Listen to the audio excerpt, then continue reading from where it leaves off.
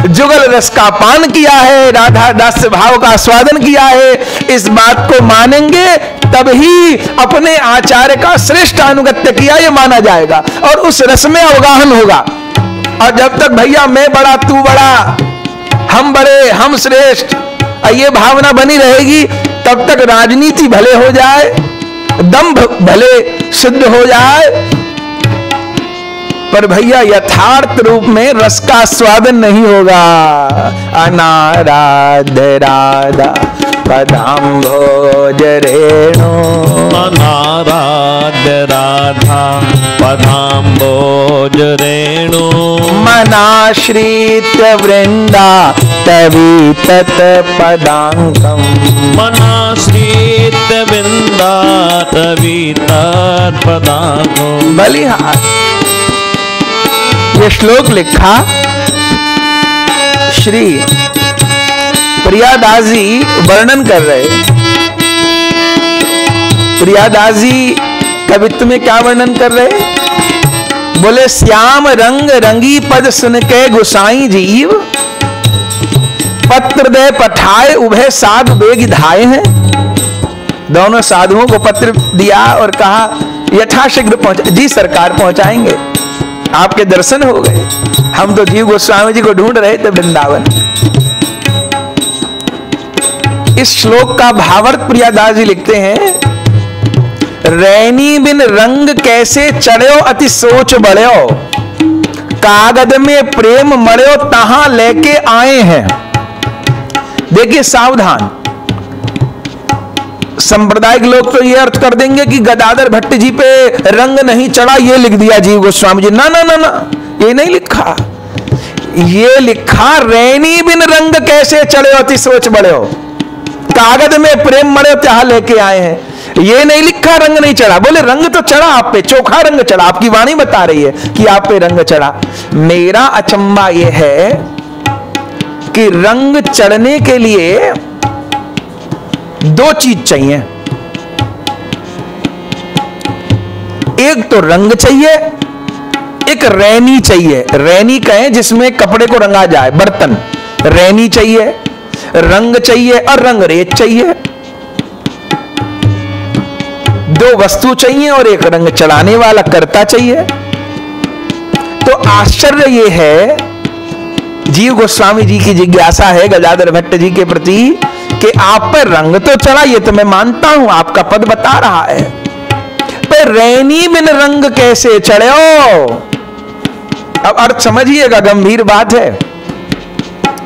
कपड़ा पे रंग चढ़ाने को तीन चीज चाहिए, रंगरेज, रंग और रैनी, जिस बर्तन में रंग घोला जाए। तो रंगरेज कौन है? रसिक रंगरेज हैं।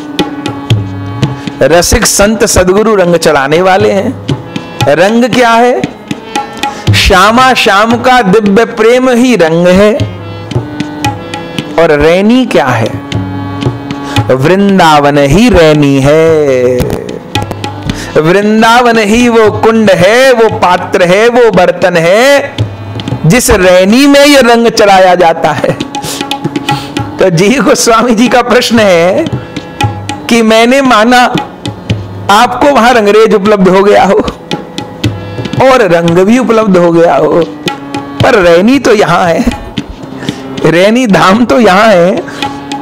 आश्चर्य यह है, आप धाम से हजारों मील दूर हैं, दूर दक्षिण भारत में, और आपको ये रंग प्राप्त हो गया। ये नहीं कह रहे रंग नहीं लगा। रंग रैनी बिन रंग कैसे चढ़े अति सोच बढ़े, कागद में प्रेम मड़े तहां लेके आए हैं। ये पत्र लिख दिया, ये जिज्ञासा लिख दी बंधुओं, और साधुओं को भेज दिया, भेज दिया। वे पत्र लेकर के दोनों साधु आए। बहुत दिन लगे होंगे आने में, जितने भी दिन लगे पहुंचे। अब मन में एक ये अभिलाषा, इस पत्र के बहाने गदाधर भट्ट जी का दर्शन हो जाएगा। पहले तो हम सोच रहे कोई ऐसे कवि होंगे, रचनाकार होंगे, पर जीव गोस्वामी जी ने मोहर लगा दी कि रंग चलो भयो। तो प्रेम को रंग जा संत पे चढ़ो है, वहां के दर्शन करे से स्वयं को भी रंग प्राप्त हो सके। दर्शन होंगे तो अनेक दिन चलते भये दोनों महात्मा पत्र लेके और आंध्र प्रदेश पहुंचे। फिर आंध्र प्रदेश में हनुमानपुर ग्राम ढूंढो, हनुमानपुर ग्राम पहुंचे और पहुंचे एकदम प्रातः काल। कागज में प्रेम मरो तहां लेके आए हैं, माने जीव गोस्वामी जी को पत्र। अब कागज में प्रेम मरो दोनों के लिए अर्थ लगता है। एक तो चिट्ठी में इतना सुंदर वृतांत लिखो, दूसरे वृंदावन की चिट्ठी थी, और तीसरे प्रेमी ने प्रेमी के लिए चिट्ठी लिखी थी, और चौथे वहां प्रेम भरी चिट्ठी को लेकर के जो पधारे, प्रेमी को दर्शन करके प्रेमी के दर्शन करने के लिए जो पधारे, वे दोनों साधु भी प्रेम में मर गए, प्रेमी हो गए। कागज में प्रेम मरो तहां लेके आए हैं, सब कुछ प्रेम में सनो भयो। अब पहुंचे बलिहार। प्रियादास जी कहें पूरे ढिग कूप तहां बैठे रस रूप। गजब, गदाधर भट्ट जी का चरित्र गजब है, एक एक शब्द पे मन रुकने को करता है। क्या कह रहे, सवेरे को समय गदाधर भट्ट जी अपने गांव के पास में ही, गांव की सीमा पर ही कुआं था मीठे जल का, तो सवेरे के समय वहां दातुन करने आए थे, दातुन और स्नान करने आए हुए थे। तो कुआं की मेड़ पे बैठे हुए थे और बाहर की ओर मुख करके दातुन कर रहे थे। पूरे ढिग कूप तहां बैठे रसरूप, शब्द पर ध्यान दीजिए। रसरूप कौन के लिए कह रहे हैं? रसरूप गदाधर भट्ट जी के लिए कह रहे हैं। बलिहार बैठे रसरूप, श्यामा श्याम तो रस में होए, पर श्यामा श्याम को भजन करते करते रसिक भी रस में हो जाएं, वे भी लीलाधारी हो जाएं। पूरे ढिग कूप तहां बैठे रसरूप। गांव के निकट ही, गांव की सीमा पे कुआं, वहां स्नान करने गदाधर भट्ट जी आए। कांधे पे गमछा, दातुन कर रहे, स्नान के वस्त्र रखे, बैठे रसरूप। अब एकदम अंधेरे ही सवेरे सवेरे गांव में पहुंचे साधु लोग, और कोई तो मिला नहीं, गदाधर भट्ट जी मिल गए। अब पूछबे को तिन्ही सो नाम ले बताए। गदाधर भट्ट जी से ही गदाधर भट्ट जी के विषय में पूछबे लगे। पूरे ढिग कूप तहां बैठे रसरूप लगे, पूछबे को तिन्ही सो नाम ले बताए। आए जय श्री राधे श्याम, राधे श्याम भैया। साधुन ने पूछी, अब उन्हें खबर छोड़ो यही गदाधर भट्ट जी। साधुन ने पूछी,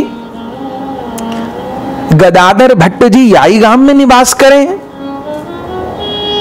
हाँ, हमें गदाधर भट्ट जी से मिलना है, हमें गदाधर भट्ट जी को घर बता दो, कहां निवास करें, मिलना है। गदाधर भट्ट जी मन में सोचे, अभी ना बताए कि मैं ही गदाधर भट्ट हूं। अच्छा, कहा काम है आपको गदाधर भट्ट जीते? लगे बहुत दूर से चल के आ रहे हो। हाँ, हमें गदाधर भट्ट जी से कछु काम है। कहा काम है? अजीव गोस्वामी जी ने कही थी कि चिट्ठी गदाधर भट्ट जी के हाथ में देनी है। तो साधन ने सोची हम इन्हें काम बता दें, और कहीं ये कहें लाओ हमें पत्र दे दो हम पहुंचा देंगे, तो इनके हाथ में नहीं देंगे। लगे तो यही इसी गांव के रहने वाले, इनके हाथ में पत्र नहीं देंगे, तो ये नहीं बताई चिट्ठी लेके आए, हमें कछु काम है। गदाधर भट्ट जी को ही बतावेंगे। गदाधर भट्ट जी ने कहा, अच्छा ये तो बता दो कि कहां से आए हो। आहा, बलिहार, बलिहार। पूरे ढिग कूप तहां बैठे रसरूप लगे, पूछबे को तिन्ही सो नाम ले बताए हैं। आप कहां से पधारे? तब साधुन के मुख से कहा निकली। गदाधर भट्ट जी ने पूछी, रहो कौन ठौर? कहां रहो, कहां ते आए हो? साधुन ने क्या कही? गदाधर जी ने पूछी रहो कौन ठोर? साधुन ने कही सिरमौर वृंदावन धाम। हम सम धामन के मुकुटमणि वृंदावन धाम में रहे। कहीं तो यह उल्लेख है कि जो साधुन ने भजन सुनाए उनमें 2 साधु आंध्र प्रदेश के, उनको भेज दियो। कहीं यह भी उल्लेख है कि जीव गोस्वामी जी ने अपने 2 शिष्यों को भेजा अलग से, इतनी बड़ी यात्रा करवाई, जाओ। जैसे जौहरी होए ना, पता चल जाए वहां हीरा है तो सवेरे काम छोड़े, कितना खर्चा हो जाए, हीरे को ढूंढवाएगा, क्योंकि इसको पता है कि ढूंढने में जाने में जितना खर्च होएगा उससे करोड़ गुना लाभ हो जाएगा अगर हीरा मिल गया तो ऐसा भी उल्लेख है कि जीव गोस्वामी जी ने अपने 2 शिष्य पठाए। और यह भाव हमको ज्यादा समीचीन लगता है, क्योंकि अगर वृंदावन में निवास करने वाले न होते तो वो ये क्यों कहते कि हम वृंदावन रहें? तो इस बात की संभावना ज्यादा है कि जीव गोस्वामी जी ने भले कितना समय लगा हो अपने 2 शिष्यों को भेजा हो, ये ज्यादा अनुकूल पड़ रहा है। गदाधर भट्ट जी ने कही कहां से पधारे, रहो कौन ठोर? उनने कही, उन दोनों ने कही सिरमौर वृंदावन धाम। अब भक्तमाल क्या कहे? प्रियादास जी लिखे रहो कौन ठोर, कही सिरमौर वृंदावन धाम। नाम सुनी मूर्छा है गिरे प्राण पाए। जो सुनी वृंदावन, जैसी सुनियो रयो कौन ठोर, सिरमौर वृंदावन धाम। नाम सुनी मूर्छा है गिरे प्राण पाए। उसी समय धड़ाम से दातुन कर रहे गदाधर भट्ट जी महाराज। दातुन हाथ से गिर गयो, वस्त्र गिर गए, कुआं से धड़ाम नीचे गिरे। ओहो कैसो प्रेम, और कुछ नहीं सुनो, श्यामा श्याम को नाम नहीं सुनो, कोई कीर्तन नहीं कर दियो, इतनो कहो सिरमौर वृंदावन धाम। सिरमौर धाम को नाम सुनो बलिहार। नाम सुनी मूर्छा है गिरे प्राण पाए। गिर गए। अब बंधुओं ऐसे तड़प रहे जैसे मछली को जर से निकाल दिया हो। अश्रुपात हो रहे, अष्ट सात्विक भाव उदय हो रहे। दोनों साधु ने संभालो, कहां गयो कहां गयो कहां गयो? बोले पत्र नहीं आयो आज। आहा, ये पत्र तो मानो या पत्र के रूप में वृंदावन धाम ही आए हैं, अथवा ये पत्र तो धामवासी भक्तन को प्रतिनिधि है। ये धाम को निमंत्रण पत्र है। और जो 2 साधु आए वो कौन है?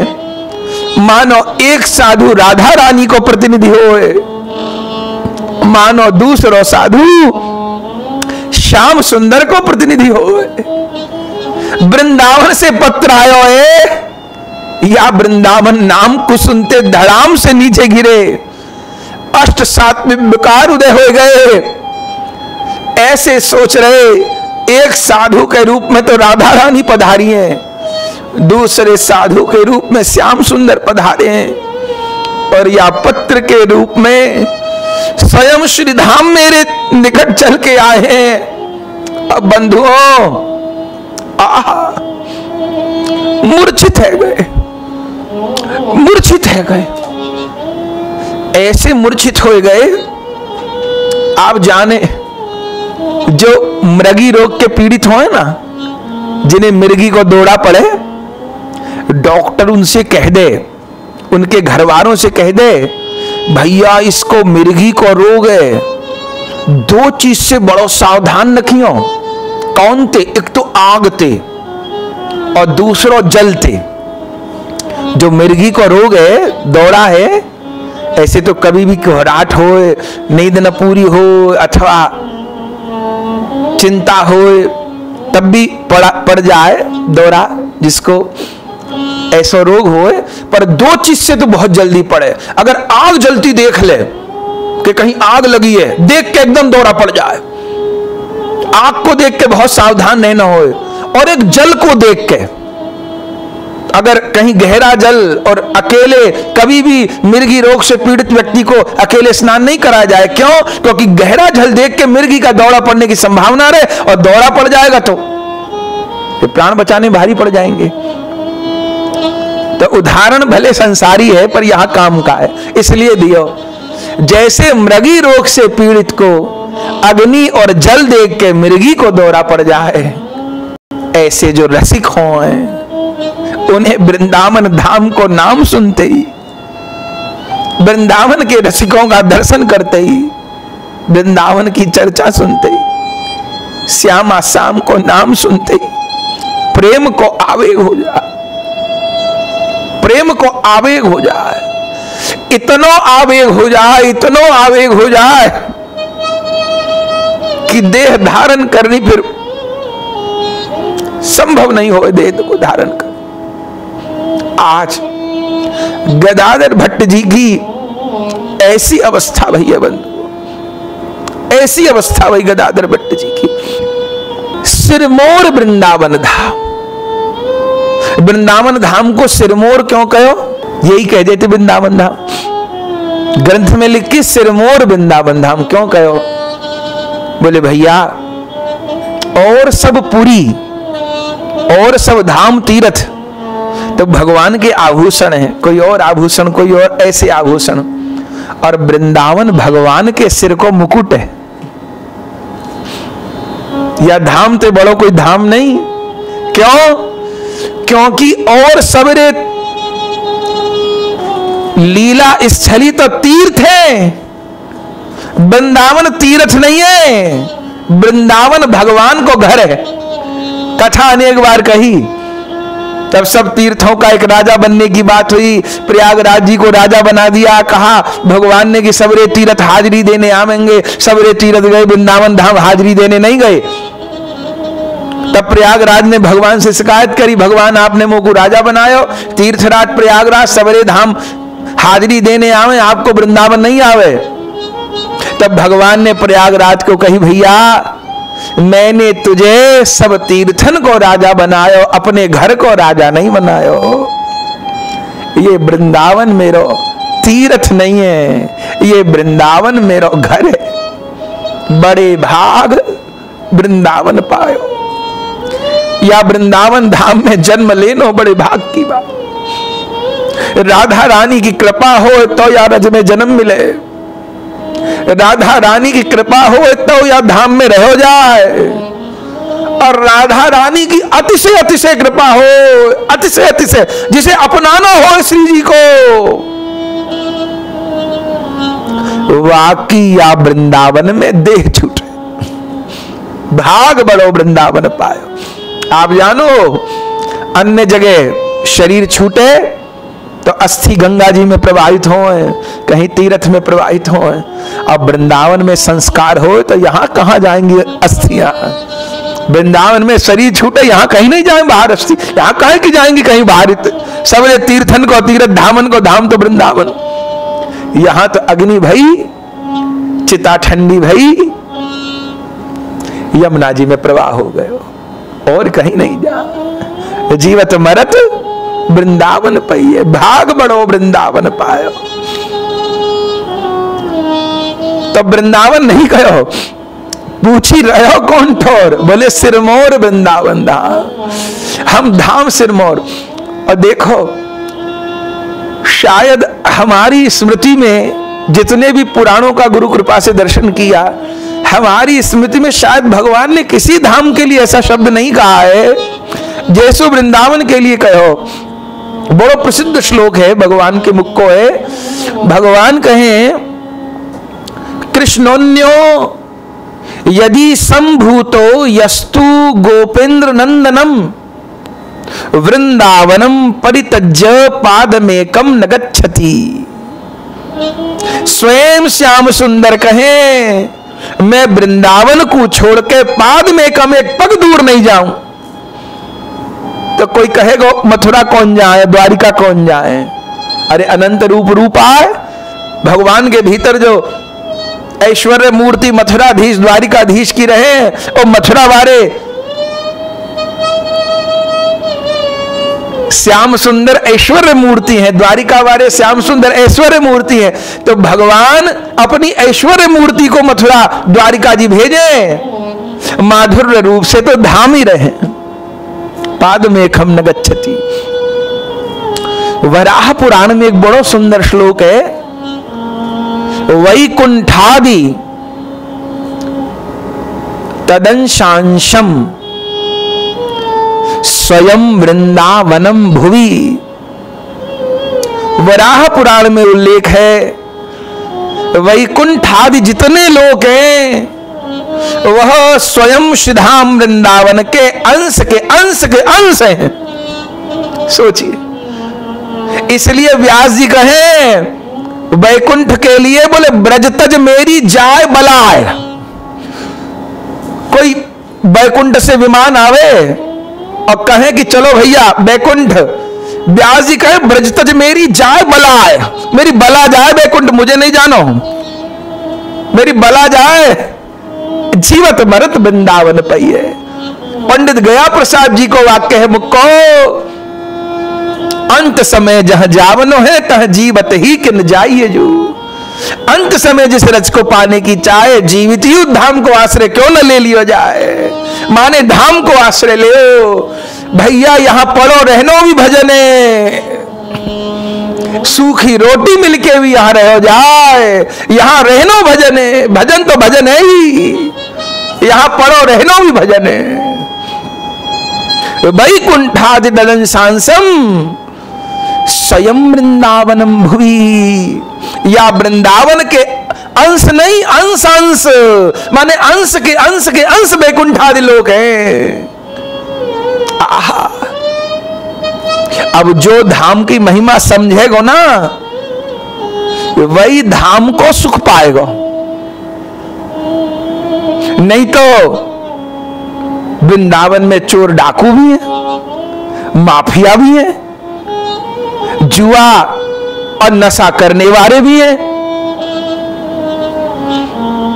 तो निंदा के पात्र तो वे भी नहीं है, क्योंकि भले जन्म में गलत काम कर रहे हो, पर भैया पूर्व जन्म में तो कोई ऐसा कृत्य किया होएगा जो श्री जी ने धाम में जन्म दियो। तो ब्रजवासिन के प्रति अश्रद्धा तो कभी नहीं करनी, प्रणाम कर लेना है। पर हाँ, काऊ को आचरण देख के मन खराब हो तो दूर सरक के रहे, फिर अगर पास जाएगा दोष दिखेगा और ब्रजवासी की निंदा करी तो भजन नष्ट अवश्य होएगा। यह बात को ध्यान रखे, ब्रजवासी की निंदा करेगो तो भजन नष्ट होएगा, और दो दिखाई न तो क्या करे, तो परिचय न रखे, सरक जाए। फिर एक भजन करवे वाले के लिए बात है ये, जिसे व्यापार करना है, संसार करना है, तो उसके लिए तो फिर धाम कुछ और है। लेकिन एक प्रेम पथ के पथिक को, एक प्रेमी को तो ये बात को जानना समझना पड़ेगा, ब्रजवासी की निंदा नहीं हो।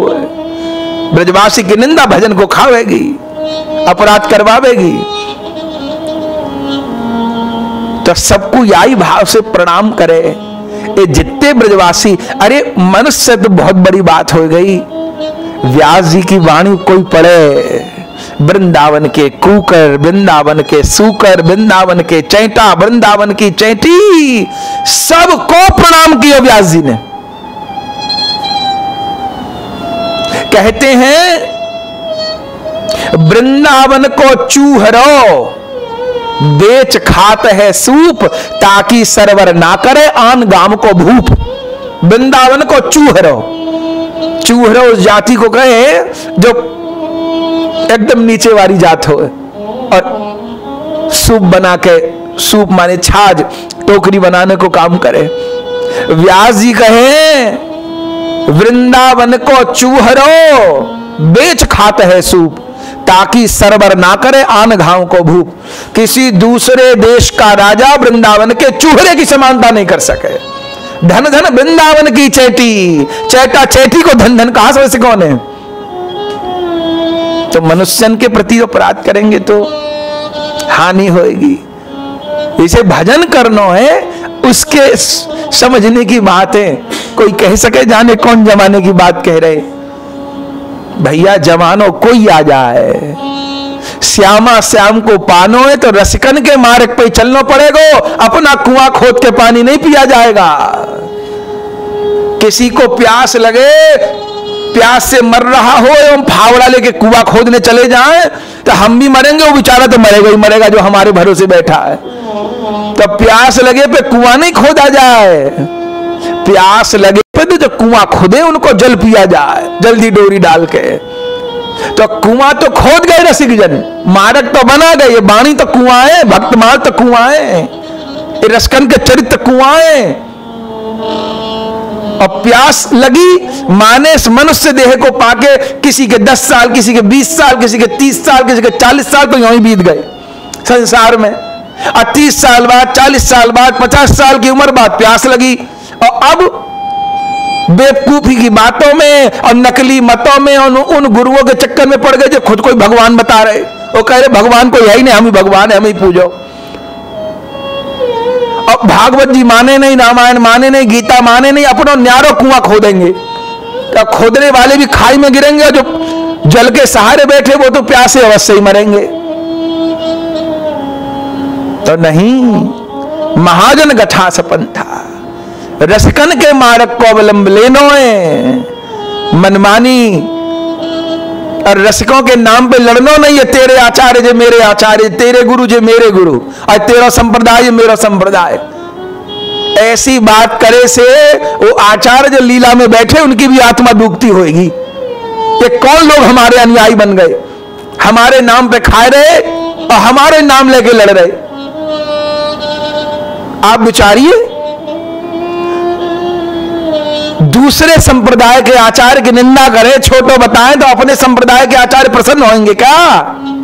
ये कैसी मूर्खता है। भजन के नाम पे कितनो विपरीत आचरण हो रहे हो, समझने की बात है।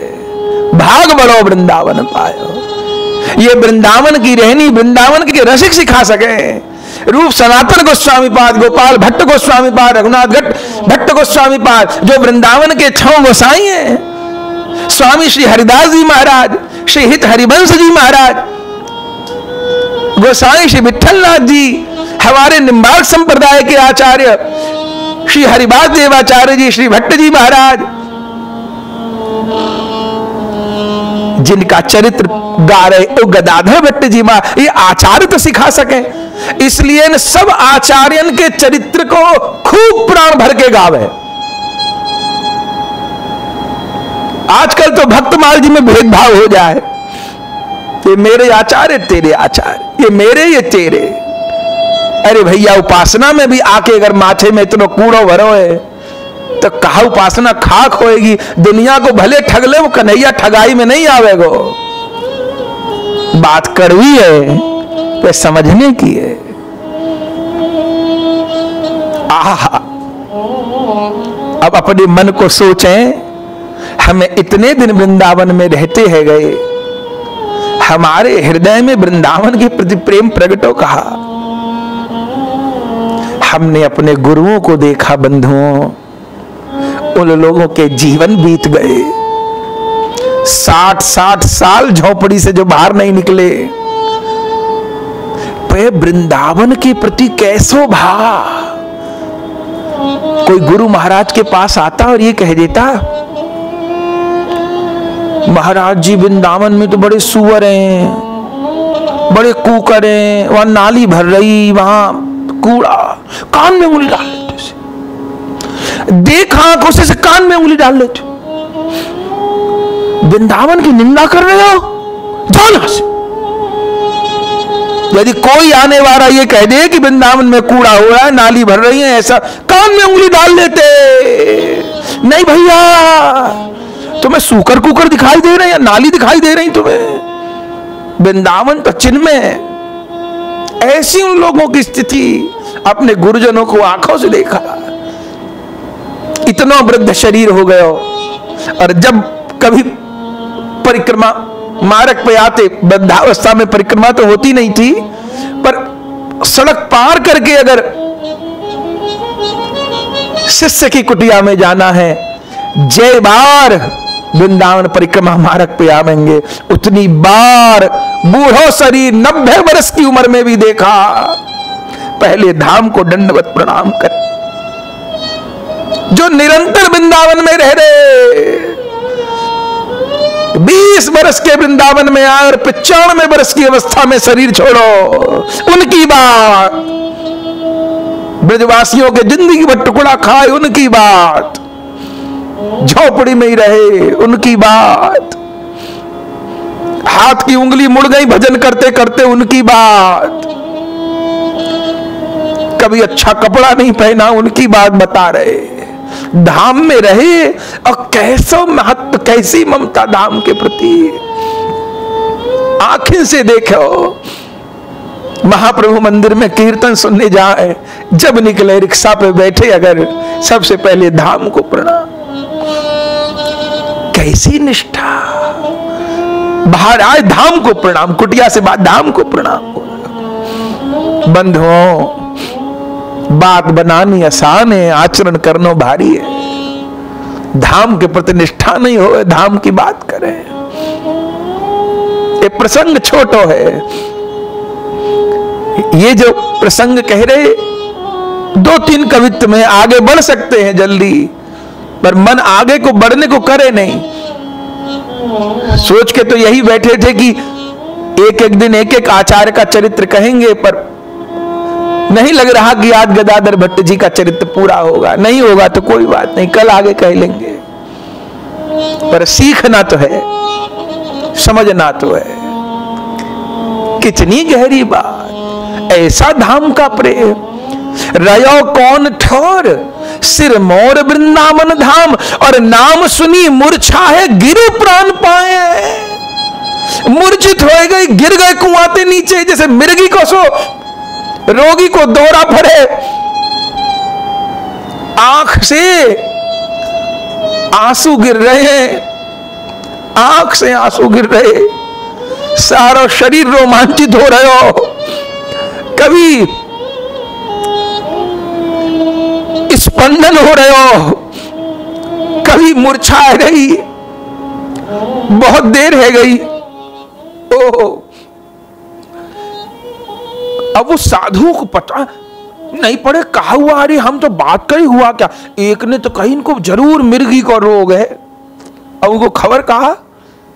इतनी देर में और गांव के लोग आ गए, और सवेरे को समय धीरे धीरे सब कुआं पे नहाने आ रहे। और देखे गदाधर, भाई कैसे गदाधर भट्ट जी गिर गए, गदाधर भट्ट जी गिर गए, गदाधर भट्ट जी गिर गए। साधु ने कहा ये कौन है। प्रियादास जी कहे, काहू कही भट्ट श्री गदाधर जू ए जानो। तो कही ना गांव, अरे गदाधर भट्ट जी गिर गए, कहा भाई का संहारे उनको। तब जो साधु आए उन्होंने पूछी कहा बात है। बोले कहा भयो, बताओ कहा भयो। बोले हम तो ऐसे ऐसे वृंदावन से और गदाधर भट्ट जी के लिए पत्र लेकर के आए जीव गोस्वामी जी को, और ये भले मानस कुआं पे बैठे दातुन कर रहे। हमने पूछी कि गदाधर भट्ट जी कहां रहे। इन्होंने हमसे पूछी तुम कहां रहो। हमने कह दी वृंदावन, और वृंदावन नाम सुन के इनको ऐसी अवस्था है गई। तब गांव वालों ने कही भैया जिनसे तुम बतरा रहे इतनी देर से, ये खुद ही गदाधर भट्ट है। तुम गदाधर भट्ट जी से ही बतरा रहे। कहू काही भट्ट श्री गदाधर जू ही जानो। मानो मानो उही पाती चाह फेर के जीवाए हैं, यही गदाधर भट्ट। ओह, अब तो दानो साधु ने चरण पकड़ लिए, चरण पकड़ लिए, हृदय पे चरण धर लिए। अरे हमें तो यही नहीं पता हमने आपको सुख दियो कि दुख दियो। हम तो सोच रहे जाए कि सुख देंगे आपको, जीव गोस्वामी जी की चर्चा सुनाएंगे, आप गिर गए, आपको माथो फूट गयो, शरीर रोमांचित हो गयो, खरोंच लग गई, आपको दुख देवे वारे हम भय, समझ में नहीं आवे। गांव से पूछी कि ये इनको कहा भयो, हम ये तो जान गए गदाधर भट्टे, पर इनको ये कैसे भयो कहा भयो समझ नहीं पा रहे। ये इनको ऐसा हो कहा? हाँ भैया, एक बार नहीं, इनको ऐसा हो तो ही रहे। ये अपने घर में बैठ के सत्संग करे तो सत्संग में राधा नाम लेवे थे बचे, वृंदावन कहवे थे बचे। वृंदावन नाम लेनो हो तो ऐसे कह दे वो महाप्रेम को धाम। क्यों? क्योंकि वृंदावन नाम लेते ही तो उनको मूर्छा आ जाए, कथा रुक जाए। अरे जीव गोस्वामी जी ने ठीक कही, रहनी बिन रंग कैसे चढ़े होती सोच बड़े हो। ठीक कही, जीव गोस्वामी जी ने ठीक कही। कैसे? ये अद्भुत रंग, कभी वृंदावन गए नहीं। गांव वालों से पूछे साधु ने, वृंदावन जाते नहीं बोले कभी नहीं गए, कभी नहीं गए, आज तक नहीं गए वृंदावन। अरे तभी जीव गोस्वामी जी ने अचंभो किया कि रैनी बिन रंग कैसे चढ़ो, कभी शरीर से वृंदावन गए नहीं, वृंदावन देखे नहीं, यमुना जी छुई नहीं। और अचंबा ऐसो वृंदावन को प्रेम। बंधुओं याई ते पतो परे, याई बात ते सिद्ध हो। जैसे धामी चिन्मय है, गमनागमन करे, ऐसे धाम भी गमनागमन करे। जैसे कोई 1000 कोस दूर से वृंदावन बिहारी को पुकारेगो तब वृंदावन बिहारी प्रकट होंगे ना, वहां को दुख दूर करवे, वहां पे कृपा करवे। तो जैसे 1000 को दूर से वृंदावन बिहारी को पुकारवे पे वृंदावन बिहारी प्रकट हो, ऐसे हजारों को दूर से अगर कोई वृंदावन को आस्वादन करेगा तो वाके घर में, वाके नगर में, वाके घट में वृंदावन प्रकट होंगे। और जितना भजन होएगा घट वृंदावन बनेगा, और भजन होएगा घर वृंदावन बनेगा, और प्रबल भजन होएगा तो नगर वृंदावन बनेगा। बनो, कितनों के लिए बनो? सेवक जी के लिए गड़ागाम में वृंदावन प्रकट भयो, भगवत रसिक जी के लिए प्रयागराज में वृंदावन प्रकट भयो, क्यों नहीं भयो? भयो। आह, मूर्छित पड़े गदाधर भट्ट, समझ नहीं आ रहा ये उठेंगे कैसे। तब गांव वालों से पूछी, आप तो कहो ऐसी मूर्छाती रहे तो उठे कैसे हैं? बोले एक ही उपाय है, इनको कीर्तन सुनावो, इनको कीर्तन सुनावो, और ऐसो कीर्तन सुनावो जामे वृंदावन शब्द जरूर हो, श्यामा श्याम को नाम हो। साधु ने कोई कैसी कह रहे या एक बार वृंदावन नाम लियो तो मूर्छा, और अब कहो कीर्तन में तो अनेक बार वृंदावन वृंदावन कहो जाएगा तो मूर्छा कैसे भंग होएगी? गांव ने कही विषस्य विष औषधम, आयुर्वेद को सूत्र है विष ही विष की औषधि होए।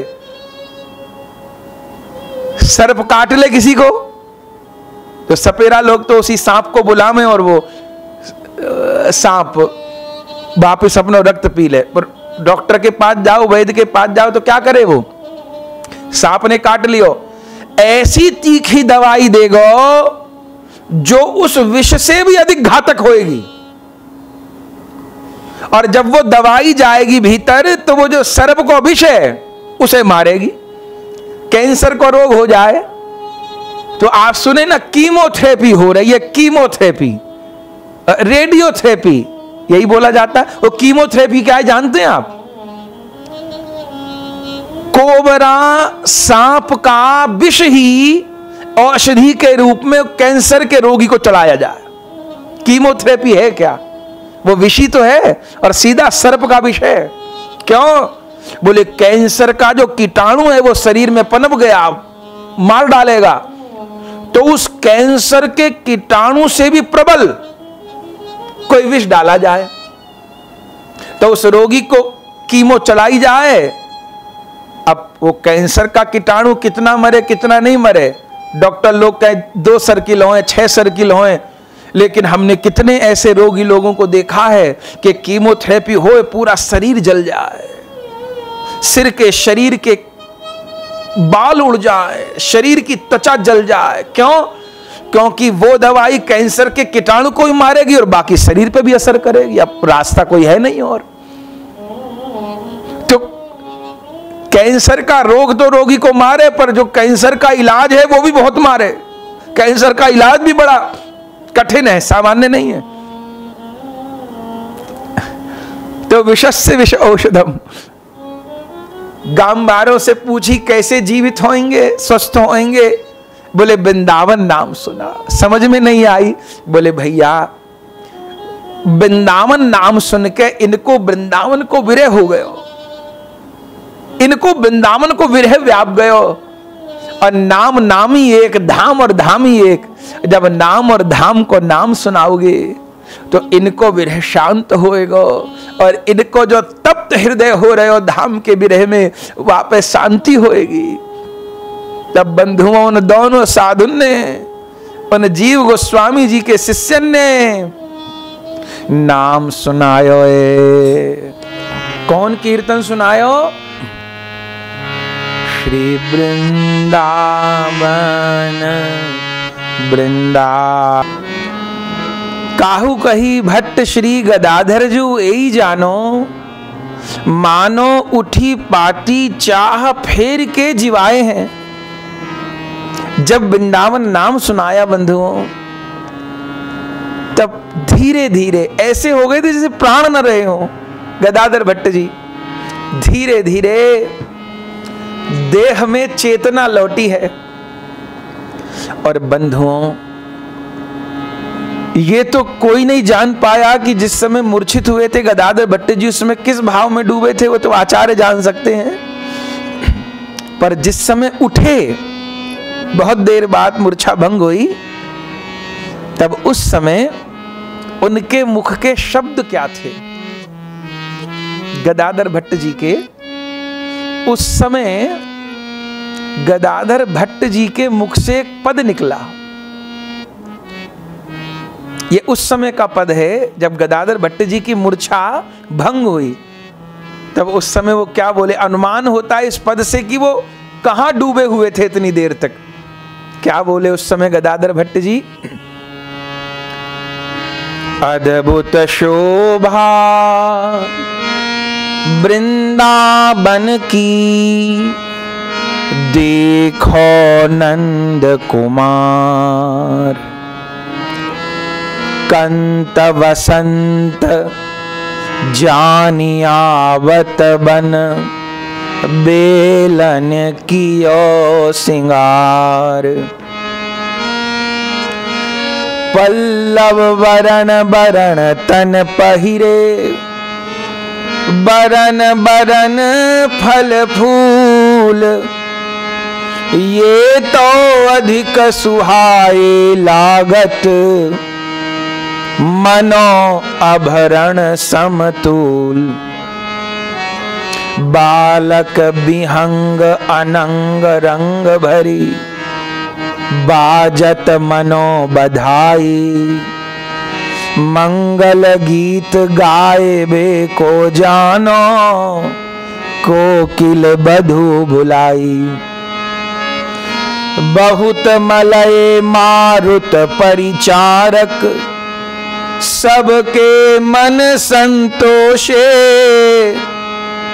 द्विज भोजन सो होत अलिन के, मधुर मकरंद परोसे। सुन सखी वचन गदाधर प्रभु के, चलु प्रीतम पे जइए। नवल निकुंज महल मंडप में, हिल मिल पंचम गइए।